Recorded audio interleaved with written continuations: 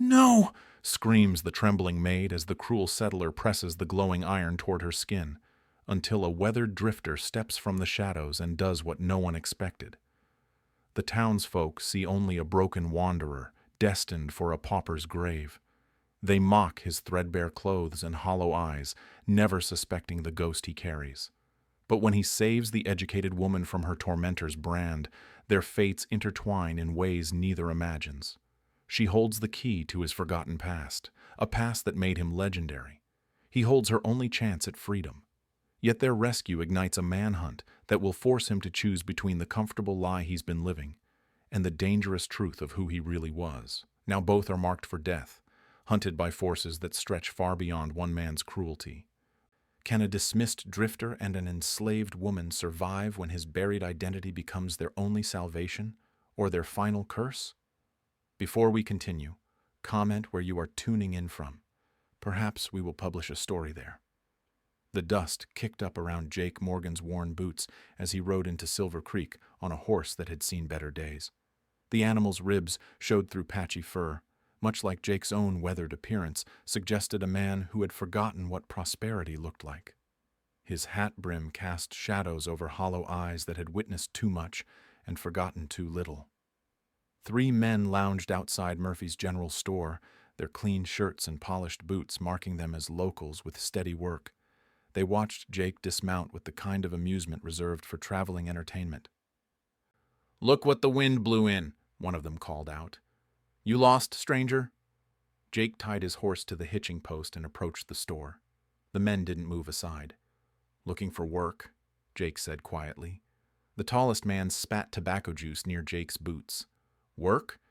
What kind of work you think a man like you can handle?" Jake's jaw tightened, but he said nothing. He stepped around them and pushed through the store's door. The bell overhead announced his arrival with a cheerful jingle that felt out of place. Murphy, a round man with suspicious eyes, looked up from his ledger. "We don't extend credit to drifters. Just looking for work. Can handle loading, hauling, anything honest." Murphy's laugh had no warmth in it. "Honest work requires honest men. You got references? Previous employers?" Jake's silence stretched too long. Murphy shook his head. "Try the stables. Maybe old Pete needs someone to shovel manure."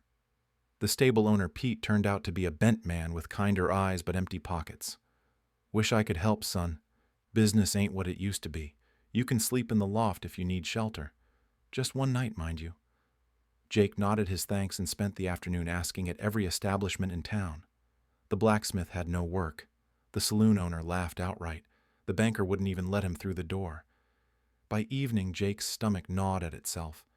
He found a discarded apple core behind the restaurant and ate it without shame. The stable loft provided a roof, but sleep came fitfully on the scratchy hay. The next morning brought more of the same. Jake watched well-dressed men conduct business while he scrounged for odd jobs that didn't exist. His horse needed feed he couldn't afford. His own hunger had become a constant companion. It was past noon when he heard the commotion from the direction of the big house on the hill. Voices carried on the wind, one of them high and desperate. Jake's feet moved before his mind decided, drawn by an instinct he thought he'd buried years ago. The Thornfield mansion sat like a crown atop Silver Creek's social order. Magnus Thornfield owned half the businesses in town and most of the surrounding ranch land. His wealth showed in every carved pillar and painted shutter of his sprawling home. Jake crept closer, staying behind the line of cottonwood trees that bordered the property. The voices grew clearer. "I didn't take it, sir. I swear on my mother's grave, I didn't take your wife's locket." The woman's voice held education in its careful pronunciation, but desperation bled through every word. "Lying comes natural to your kind, doesn't it, Lily?" Magnus Thornfield's voice boomed with the confidence of a man who had never been challenged. "My wife's gold locket disappears the same day you clean her bedroom. Simple mathematics." Jake moved closer until he could see them through the trees.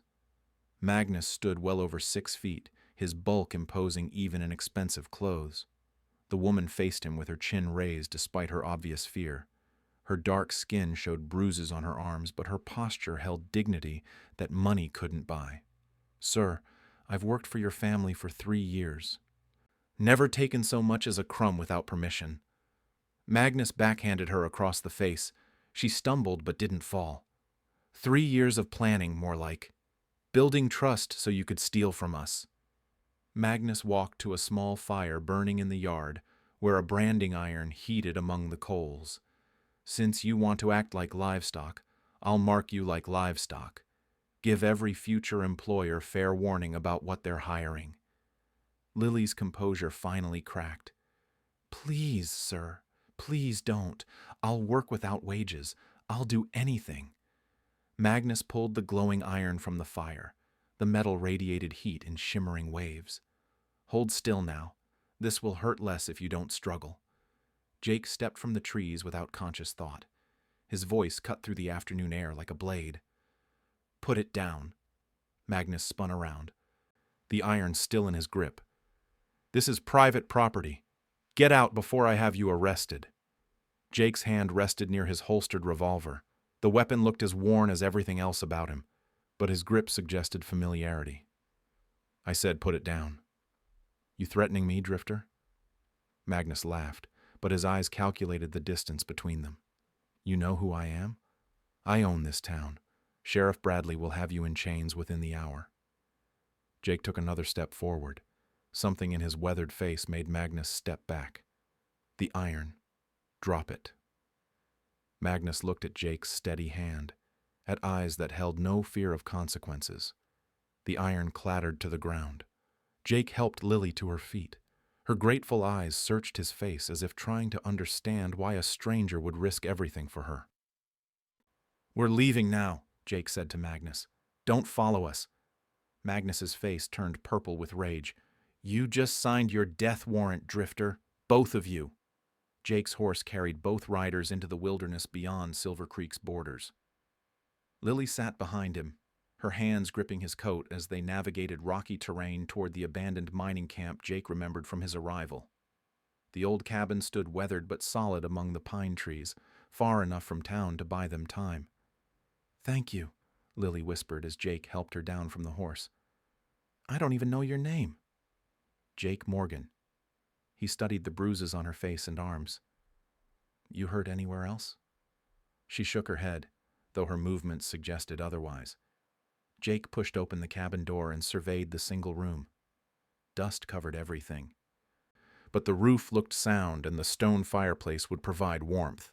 "It's not much, but it'll keep us hidden while we figure out what comes next." Lily explored the small space while Jake tended to his horse. She ran her fingers along the rough-hewn walls, testing the stability of a rickety chair, examining the few items previous occupants had left behind. "Someone lived here recently," she called out. "There's still coffee in this tin." Jake returned to find her kneeling beside a loose floorboard. She pried it up with her fingers, revealing a hidden compartment beneath. Inside lay a collection of items wrapped in oiled cloth. "Probably best to leave other folks' belongings alone," Jake said, but something in his voice lacked conviction. Lily unwrapped the bundle anyway. Military medals caught the afternoon light streaming through the window. Brass buttons gleamed despite their age. A folded letter bore an official seal. At the bottom of the collection lay a photograph. Lily lifted the photograph with trembling hands. The image showed a younger man in Union Army blue standing beside a group of mounted soldiers. The white officer's face was unmistakably Jake's, though years younger and filled with purpose. The black cavalrymen surrounding him wore their uniforms with obvious pride. "This is you." Lily's voice carried awe and confusion. "These are Buffalo soldiers." Jake sank into the rickety chair. His shoulders sagged as if carrying invisible weight. "That was a long time ago. My father told me stories about a white officer who fought alongside the colored cavalry. Called him Captain Ghostwalker." Lily studied Jake's face, said he was the only white commander who treated his men like equals, who fought beside them instead of just ordering them forward. Jake stared at his hands. "Your father have a name?"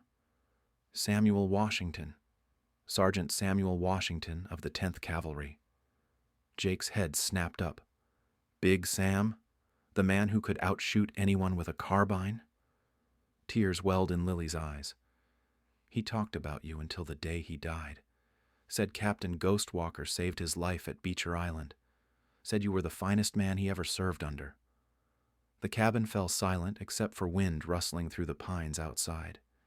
Jake reached for the photograph with shaking hands. "I remember the day this was taken, right before we got orders to escort settlers through Apache territory." His voice grew distant. "Your father kept the whole unit's spirits up during that march, made jokes when rations ran low, never complained, never showed fear." "What happened to you?" Lily sat across from him. "Father said Captain Ghostwalker disappeared after the war ended." Jake set the photograph down carefully. "War was easy compared to what came after. My men couldn't find decent work. Folks wouldn't hire former soldiers, especially colored ones. Towns wouldn't let them settle. Everything we fought for seemed like a lie. So you ran away?" "I failed them. They deserved better than watching their commander give up." Jake stood and walked to the window. "Been running ever since." Lily picked up one of the medals. The bronze surface showed a cavalry charge frozen in metal. "Father never gave up believing in what you all fought for. He said Captain Ghostwalker taught him that honor isn't about winning or losing. It's about standing up when standing up matters. Your father was a better man than his commanding officer." "He was. But he learned from a good teacher." Outside, the sound of hoofbeats echoed through the trees. Jake moved to the window and peered through the glass. 3 riders approached the cabin, moving with the systematic pattern of a search party. "Sheriff Bradley," Jake whispered. "They found us faster than I expected." Lily joined him at the window. "What do we do?" Jake gathered the military items and wrapped them back in the oiled cloth. He handed the bundle to Lily. "There's a back window. You take these and head for that ridgeline. Stay low and keep moving north. I'm not leaving you. Your father didn't raise you to die in some forgotten cabin." Jake checked his revolver. "He raised you to live free." The riders had stopped just outside the clearing. Sheriff Bradley called out from his position behind a large pine. "Morgan, we know you're in there. Send out the girl and maybe we can work something out." Jake looked at Lily one more time. In her face, he saw the same determination that had marked her father's features, the same refusal to back down that had made the 10th Cavalry legendary. "When you hear shooting, you run. Don't look back." "Jake," Lily gripped his arm. "Captain Ghostwalker wouldn't run from this fight." Something shifted in Jake's expression. His posture straightened. The lost look in his eyes hardened into resolve. "No," he said quietly. "He wouldn't." Jake stepped onto the cabin's front porch with his hands raised. The afternoon sun caught the silver in his hair as Sheriff Bradley and his 2 deputies kept their weapons trained on him. "Smart choice, Morgan." Bradley emerged from behind the pine tree. "Now where's the girl?" "Gone. Headed north hours ago." Bradley's face twisted with frustration. "Magnus wants her found. Dead or alive makes no difference to him. She's just one woman. Why all this trouble? That woman cost Magnus face in front of the whole town. Can't have folks thinking they can cross a thornfield and walk away." Bradley spat in the dirt. "Besides, you made it personal when you drew on him." Jake lowered his hand slowly. "I never drew my weapon. Your word against his. Guess which one carries weight in Silver Creek." The sound of approaching horses interrupted their standoff. A single rider emerged from the tree line, moving with military precision despite his civilian clothes. The newcomer sat tall in his saddle, his gray hair perfectly groomed beneath an expensive hat. "Sheriff Bradley, lower your weapons." The man's voice carried natural authority. "This matter requires a more delicate approach." Bradley hesitated. "Who are you to give orders?" The stranger dismounted and approached with confident strides. He wore a tailored suit that cost more than most men earned in a year, but moved like someone comfortable with violence. "Captain Samuel Hayes, formerly of the United States Army." He extended his hand toward Jake. "It's been too long, Ghostwalker." Jake's blood turned cold. The years fell away as he recognized the face from a dozen battlefields. Hayes had served as his superior during the final months of the war, the kind of officer who viewed soldiers as chess pieces. Captain Hayes. Jake didn't take the offered hand. What brings you to Colorado territory? You do, actually. Been tracking your movements for months. Hayes smiled, but the expression held no warmth. Heard about your recent heroics in town. Very much in character. Sheriff Bradley looked between the two men. You know this drifter? Know him? I commanded him. Hayes straightened his coat. Jake Morgan here was one of my finest officers. Called him Captain Ghostwalker, on account of how he could appear anywhere on a battlefield when needed most. This saddle tramp was an officer? Bradley's skepticism showed in every word. Oh yes. Led a cavalry unit of colored soldiers with remarkable effectiveness. Hayes circled Jake like a predator studying prey. Won several commendations for his unconventional tactics. Always had a soft spot for the underdog. Jake remained motionless. What do you want, Hayes? Direct as always. I like that. Hayes gestured toward the cabin. Perhaps we could speak privately. I have a proposition that might interest you. Bradley stepped forward. Now hold on. I got orders from Magnus Thornfield to bring this man in. Hayes turned on the sheriff with sudden intensity. Magnus Thornfield is a small-time rancher playing at being important. I represent interests that dwarf his petty concerns. The authority in Hayes's voice made Bradley step back. Jake recognized the tone from their army days. Hayes had always possessed the ability to make lesser men fold. Sheriff, why don't you and your men return to town? Tell Mr. Thornfield the situation is being handled by federal authorities. Federal? Bradley's confusion was evident. What federal business? Hayes produced an official-looking document from his coat. Territorial development requires experienced leadership. Captain Morgan's military record makes him valuable to certain government initiatives. Jake studied the papers Hayes offered. The seals looked authentic, but something felt wrong. Hayes had never shown interest in anyone's welfare, except his own. What kind of initiatives? The kind that pay well and restore a man's proper station in life. Hayes folded the document carefully. Walk with me, Jake. Let's discuss your future. They moved away from the cabin toward the tree line. Hayes kept his voice low, but his words carried clearly in the mountain air. You've been wasting your talents, living like some common drifter. I'm offering you a chance to reclaim your rank and purpose. Under whose authority? A consortium of forward-thinking businessmen. Men who understand that territorial expansion requires firm guidance. Hayes paused beside a large boulder. The colored population needs proper leadership, someone they trust to keep order during these transitional times. Jake felt ice form in his stomach. What kind of order? Nothing harsh. Simple crowd control. Discouraging certain behaviors that interfere with legitimate business interests. Hayes smiled again.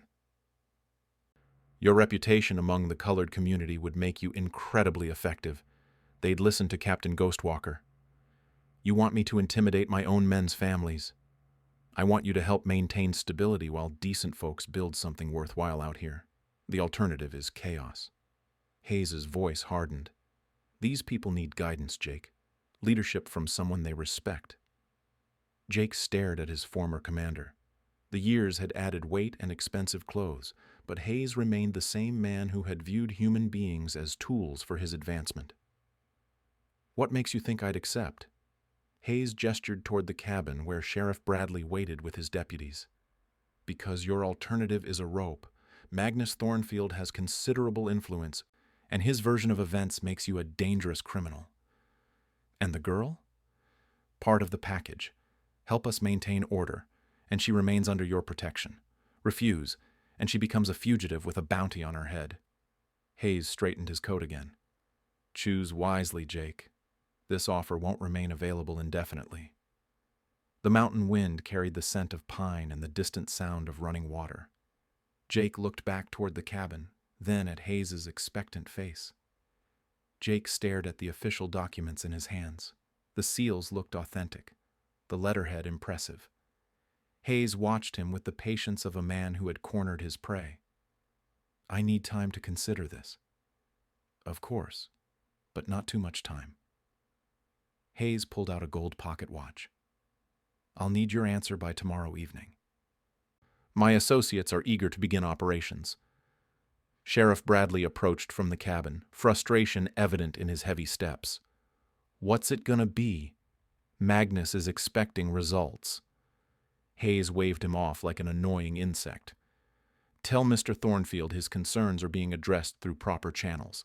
This matter now falls under territorial jurisdiction.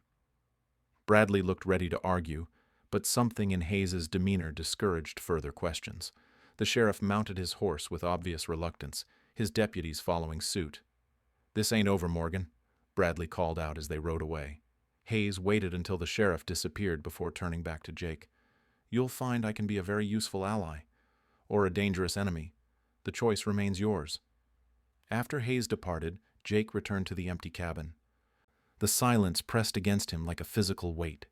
He spread the documents across the rough wooden table, studying each page carefully. The commission offered full reinstatement of his military rank, substantial pay, and official protection for both him and Lily. The price was his soul. Jake walked to the window where Lily had stood hours earlier. She had trusted him to make the right choice, just as her father had trusted Captain Ghostwalker to lead them through impossible battles. Now Hayes wanted to use that same trust as a weapon against innocent people. The sound of movement outside brought Jake's hand to his revolver. Instead of deputies or soldiers, Lily emerged from the tree line carrying supplies in a makeshift pack. I thought you headed north. I doubled back after the shooting stopped. Figured you might need help. She set down the pack and studied his face. What happened with those men? Jake handed her the official documents. Lily read each page carefully, her expression growing darker with every paragraph. They want you to become their enforcer. Among other things, Jake sank into the chair again. Your friend Hayes made it clear that refusing means death warrants for both of us. Hayes isn't my friend. Never was. Jake rubbed his temples. He was my commanding officer during the final months of the war, the kind of man who saw soldiers as expendable resources. Lily set the documents aside and pulled supplies from her pack. Dried meat, hardtack, and a small bag of coffee. I found these in an abandoned prospectors' camp up the ridge. Should keep us fed for a few days. You can't stay here, Lily. This is only going to get worse. Where would I go? Back to Magnus so he can finish what he started. She began preparing the coffee over the small fire Jake had built.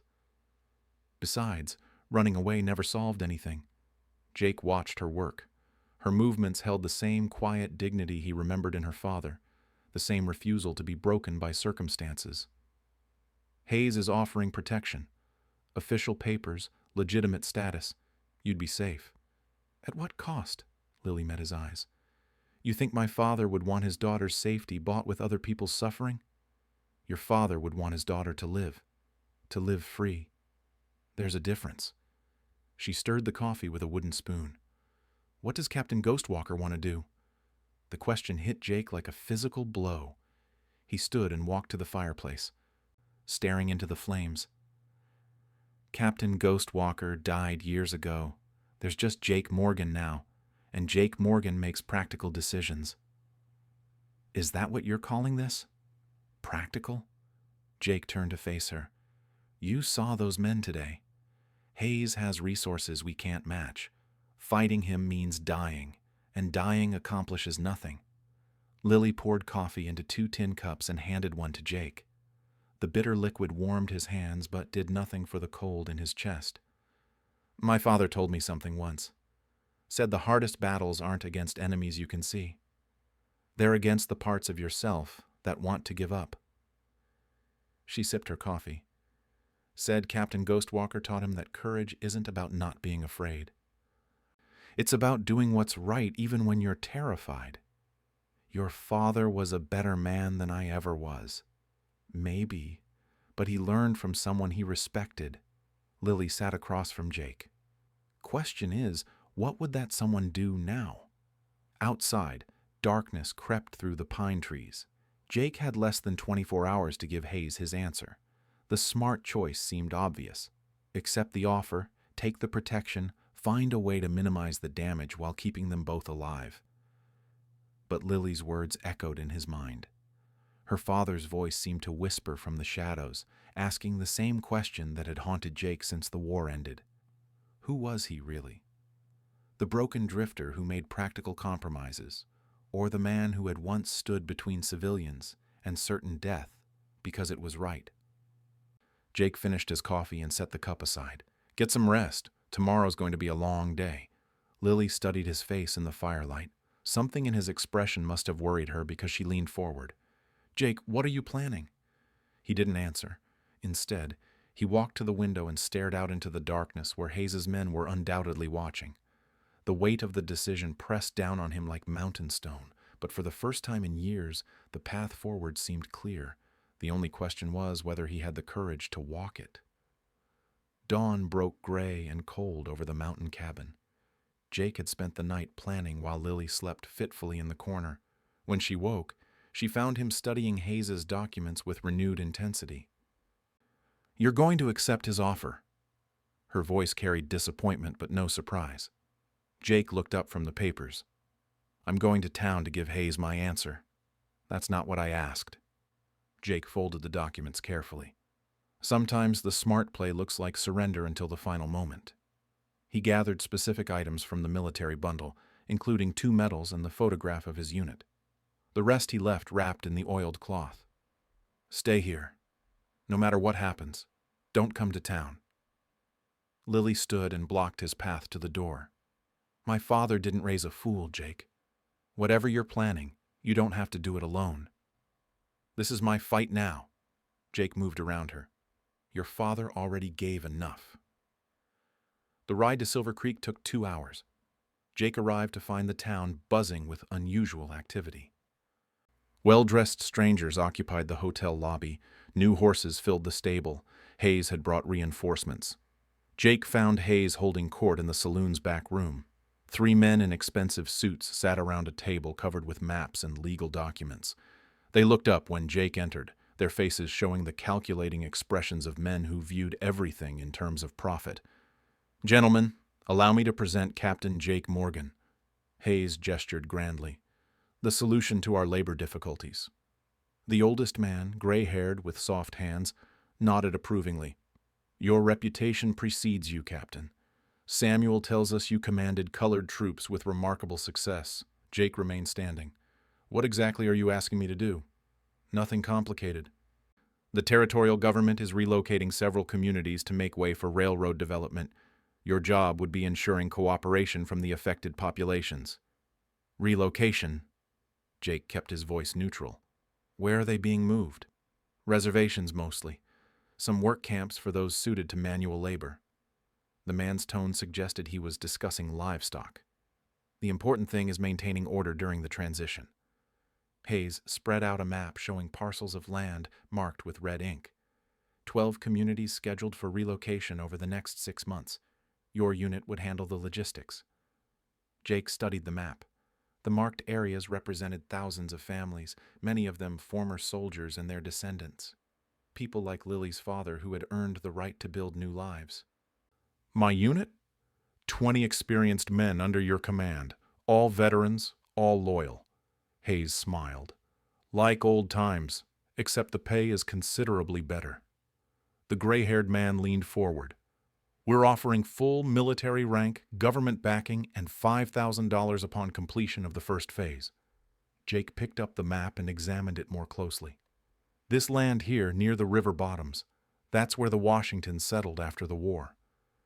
You know the area? Hayes sounded pleased. Even better. Local knowledge makes these operations run smoother. Samuel Washington built a school there, teaches children to read and write. Education is admirable, but progress requires sacrifice. The railroad brings prosperity for everyone in the long run. Jake set down the map and looked directly at Hayes. What happened to the original government commission? The real one? Hayes's smile faltered slightly. I'm not sure what you mean. Jake pulled out one of the military medals from his coat. The bronze surface caught the lamplight as he placed it on the table. This medal was issued by the War Department for distinguished service.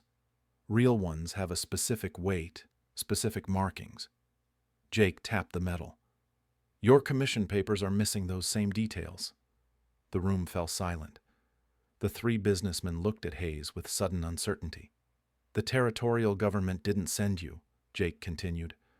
You're working for private interests, probably railroad companies or mining concerns who want that land cleared cheaply. Hayes's hand moved toward his coat, but Jake was faster. His revolver appeared with practiced speed, aimed steadily at Hayes's chest. The real question is how many people you've already fooled with those fake papers. Now see here, the gray-haired man sputtered. We represent legitimate business interests. You represent greed. Jake kept his weapon trained on Hayes. And you picked the wrong man to help you steal from families who've already sacrificed everything. Hayes raised his hand slowly. Jake, think about what you're doing. These men have resources you can't imagine. Walk away now and we'll forget this conversation happened. Like you forgot about the men who served under me? The ones you wanted me to betray? Jake backed toward the door, his revolver never wavering. Here's my answer to your generous offer. He tore Hayes's commission papers in half and dropped the pieces on the floor. Tell your associates that Captain Ghostwalker doesn't work for men who prey on families. And if I see any of you near the Washington settlement, you'll discover why the Apache called me a ghost. Jake holstered his weapon and walked out of the saloon. Behind him, angry voices erupted as Hayes tried to explain the situation to his increasingly nervous partners. The ride back to the cabin gave Jake time to plan his next move. Hayes wouldn't accept this humiliation quietly. The fake commission meant no legal protection, but it also meant no legal restraints on how Hayes might respond. Lily was waiting on the cabin porch when he returned. One look at his face told her everything she needed to know. So we fight? Jake dismounted and handed her the reins. We fight. But not the way Hayes expects. He pulled the photograph of his unit from his coat and studied the faces of the men who had trusted him with their lives. Time to remind some folks what Captain Ghostwalker really stands for. Jake and Lily rode hard toward Silver Creek as the sun reached its peak. Behind them, smoke rose from the abandoned cabin where Jake had burned Hayes's fake documents along with any evidence of their hideout. They carried only essential supplies and the wrapped bundle of Jake's military honors. You sure about this plan? Lily asked as they approached the town's outskirts. Your father always said the best defense is a good offense. Jake checked his revolver one final time. Hayes expects us to run or hide. He's not ready for a direct confrontation. They reached Silver Creek's main street during the busiest part of the day. Townspeople filled the boardwalks, conducting business and exchanging gossip. Jake dismounted in front of the general store and helped Lily down from her horse. Remember, stay close but not too close. When I give the signal, you know what to do. Lily nodded and melted into the crowd with practiced ease. Jake straightened his coat, adjusted his hat, and walked toward the center of town where a small platform served for public announcements. He climbed onto the wooden structure without permission. His commanding voice cut through the afternoon chatter. Citizens of Silver Creek, I have important information about the men currently operating in your town. Conversations stopped. Faces turned toward the platform. Jake recognized many of the people who had dismissed him as a worthless drifter just days earlier. My name is Captain Jake Morgan, formerly known as Captain Ghostwalker of the United States Army. I served with distinction in the 10th Cavalry alongside some of the finest soldiers this country has ever produced. Murmurs rippled through the crowd. Several people pointed at Jake in recognition, but their expressions showed confusion rather than hostility. The man calling himself Captain Samuel Hayes is not a government representative. His commission papers are forgeries. His business associates are private speculators attempting to steal land from legitimate settlers. Magnus Thornfield pushed through the crowd, his face red with anger. This is the criminal who assaulted me on my own property. Sheriff Bradley. Arrest this man. But Sheriff Bradley was nowhere to be seen. Jake had counted on the corrupt lawman being absent during the noon hour, probably collecting bribes or conducting other illegal business. Hayes appeared at the edge of the crowd, flanked by two of his hired men. His earlier composure had vanished, replaced by barely controlled fury. "Don't listen to this man," Hayes shouted. "He's a deserter and a criminal. I have federal authority to maintain order in this territory." Jake reached into his coat and pulled out his authentic military medals. The bronze and silver caught the sunlight as he held them high. "These are real commendations issued by the War Department. Any veteran here can verify their authenticity." He looked directly at Hayes. "Show them your credentials. Let them examine the seals and signatures." Hayes hesitated. Several men in the crowd stepped forward, their weathered faces marking them as former soldiers. One of them, a grizzled man with a limp, climbed onto the platform. "I served in the 5th Infantry during the war. Mind if I take a look at those medals, Captain?" Jake handed over the decorations. The veteran examined them carefully, turning them over to study the markings and weight. "These are genuine, all right.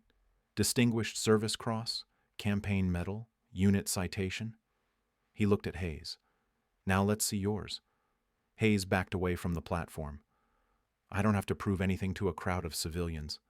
"But you do." Jake's voice carried the authority that had once commanded respect from hardened soldiers.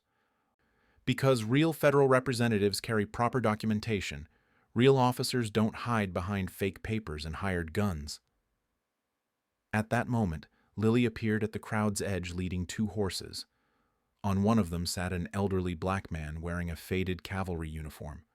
His posture remained military straight, despite his obvious age. "Sergeant Washington," Jake called out, "would you please tell these people about Captain Hayes's real intentions?" The old soldier dismounted with dignity. The crowd parted as he approached the platform, their faces showing the respect due to his service and age. "Folks, my name is Samuel Washington, formerly sergeant with the 10th Cavalry. I rode with Captain Ghostwalker through some of the worst fighting this country ever saw." His voice carried clearly across the silent crowd. "This man Hayes came to our settlement yesterday with 20 armed men, told us we had to abandon our homes and move to a reservation, said anyone who resisted would be dealt with harshly." Angry murmurs swept through the crowd. Several townspeople looked at Hayes with new suspicion.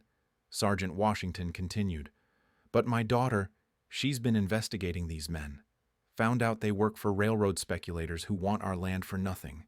No government authority, no legal backing, just theft dressed up in official-sounding words." Hayes drew his weapon, but Jake was ready. His revolver appeared with lightning speed, aimed steadily at Hayes's chest. "Drop it." Hayes found himself surrounded by increasingly hostile townspeople. His 2 companions had melted away into the crowd, abandoning him to face the consequences alone. "This isn't over, Morgan." "Yes, it is." Jake kept his weapon trained on Hayes. "Because these good people are going to escort you and your associates out of their territory. And if you come back, they'll be ready for you." The crowd's mood had shifted completely. Men who had ignored Jake days earlier now stepped forward to disarm Hayes and his remaining allies. The fake commission papers were examined and torn apart, revealing their obvious forgeries. Magnus Thornfield tried to slip away in the confusion, but several townspeople blocked his path. "Where you going, Magnus?" called out Murphy from his general store. "Seems like you got some explaining to do about your association with these fraudsters." By evening, Hayes and his men were escorted to the territorial boundary with warnings never to return. Magnus faced charges for conspiracy and assault. Sheriff Bradley, when he finally appeared, found himself stripped of his badge and run out of town alongside his corrupt allies. Jake stood with Lily and her father on the hotel porch, watching the last of Hayes's men disappear into the distance. "What happens now?" Lily asked. Jake looked at the stars beginning to appear in the darkening sky. For the first time in years, the future seemed full of possibility rather than regret. "Now we build something worth protecting."